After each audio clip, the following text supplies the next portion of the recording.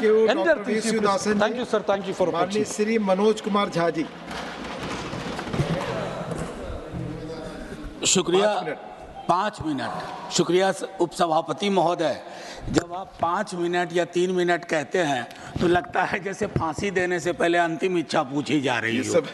ये समय आप ही लोग तय करते हैं, मैं जानता हूं करता। सर, आपका दोष थोड़े ही है, लेकिन दुखड़ा भी कहाँ रो। आप बोले। अब मैं बड़ी खुशी हुई, माननीय मंत्री जी यहाँ हैं, अभी नवनियुक्त मंत्री जी हैं, बड़ा अनुभव है हरियाणा का और अच्छा विभाग भी मिला है, चुनौतियां भी बहुत हैं, फोटो वोटो तो अपनी जगह। सर, मैं स्मार्ट सिटी से अपनी बात शुरू करूंगा। अब ये स्मार्ट सिटी सरकार भी बहुत बोल नहीं रही है सर। इनकी एक चीज मुझे अच्छी लगती है, अच्छा सा नाम रखो, उस नाम के पीछे काम ना हो तो धीरे धीरे बोलना कम कर दो उसके बारे में। अब अभी हाल में राष्ट्रपति भवन में गणतंत्र मंडप बना। साहब, गणतंत्र का मंडपीकरण नहीं होना चाहिए, ये उचित नहीं लगता है। बहरहाल उपसभापति महोदय, विजय साई रेड्डी जी, प्रियंका जी, इन लोगों ने बड़ी चिंता व्यक्त की पार्लियामेंट की बिल्डिंग में कल जो हुआ या पिछले वर्ष जो हुआ। मैं कहता हूं नासमझ लोग हैं सर। ये तो विशुद्ध भारतीयता का एहसास कराता है कि जब बाल्टी से पानी सर टपक रहा हो। चेक कर लीजिएगा, नासमझ शब्द। अच्छा, मैं वापस लेता हूं ना, एकदम भूपेंद्र भाई, इसलिए आपको यहां रहना चाहिए। मैं ये कहना चाह रहा था कि मेरे साथियों ने शायद इसकी मर्म को नहीं समझा कि छत टपक रही है, बाल्टी लगी हुई है, पूरा हिंदुस्तानी फिल्मों का सीन है।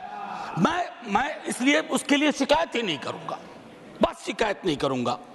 सर, मेरी दूसरी चिंता है कि स्वच्छ भारत अभियान में गांधी जी के चश्मे को हम टांग देते हैं। वैसे स्वच्छता की ओर गांधी जी का चश्मा, जरूरत थी चश्मा पहनने की, चश्मा वहां रख देने की नहीं। गांधी का चश्मा नहीं पहन सकते क्योंकि दो परस्पर विरोधाभासी चीजें, गांधी और दूसरा मैं नाम नहीं लूंगा, एक साथ नहीं चल सकती, क्योंकि मुझको नाम लेना भी बुरा लग रहा है। सर, तीसरी मैं मंत्री जी को कहूंगा, स्ट्रीट वेंडर्स शहरों की रीढ़ होते हैं, उनके साथ न्याय कीजिए। नाइंसाफी हो रही है उनके साथ, आपकी नीतियां कुछ बनती है, पुलिस प्रशासन किसी और तरीके से एक्ट करता है, और उस मद में जिसको हम कहते हैं पीएम स्वनिधि, आपका एलोकेशन भी 30% कम हो गया।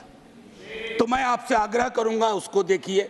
आईईसी स्वच्छता में, आईईसी में एलोकेशन कम हो गया है, अमृत में आधा काम भी नहीं हुआ है, प्रोपेगेंडा अपनी जगह। और मैं एक चीज कहूंगा माननीय मंत्री जी को आपके माध्यम से, सर, शहरीकरण की जरूरतों को गांव को समझे बगैर नहीं किया जा सकता। जब तक ग्रामीण पलायन, ग्रामीण अर्थव्यवस्था, उस पर आपकी नजर नहीं होगी, आपकी पकड़ नहीं होगी, तब तक शहरों में लोग आएंगे, आप एकोमोडेट करने में फेल करेंगे। आपके बदले कल को हम हों तब भी वो दिक्कतें होंगी। मैं एक चीज और भी उसमें कहूंगा, संपत्ति का असंतुलन भी शहरों में बहुत दिखता है सर। एक चीज और कहूंगा, हमारे शहर जब बनते हैं, कोई बिल्डिंग बनती है, तो आपको श्रमिक लगातार चाहिए, मजदूर लगातार चाहिए, और वो मजदूर जब आपको बिल्डिंग बना के देता है, उसके बाद वो मजदूर आपको भारी लगने लगता है। वो जहां रहते हैं उसको आप स्लम कहते हैं, और उस स्लम को अपनी नजरों से दूर करना चाहते हैं। स्लम हमारी नीतियां पैदा करती है। स्लम में रहने वाले हमारी आपकी तरह के लोग हैं, उनके बारे में दृष्टिकोण साफ होना चाहिए।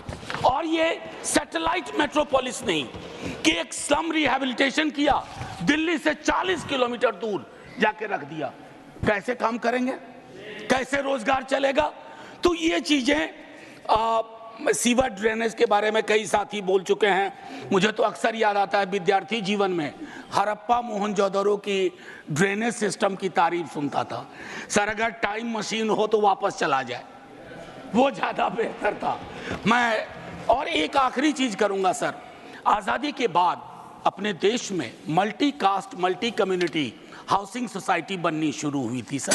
आज वो सारी चीज, आखिरी 30 सेकंड सर, आज वो सारी चीजें खत्म हो गई।